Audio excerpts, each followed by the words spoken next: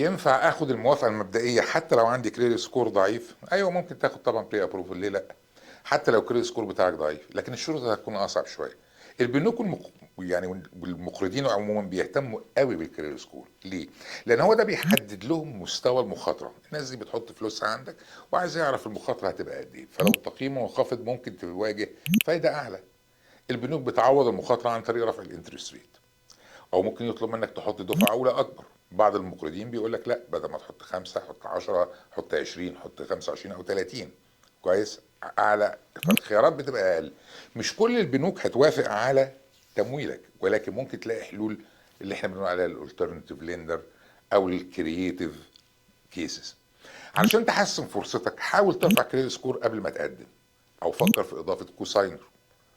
ده لو متاح بالنسبه لك، لكن لو مش عارف ايه الحل الافضل ليك اتواصل معانا واحنا هنساعدك تلاقي انسب خيار يناسب وضعك المالي.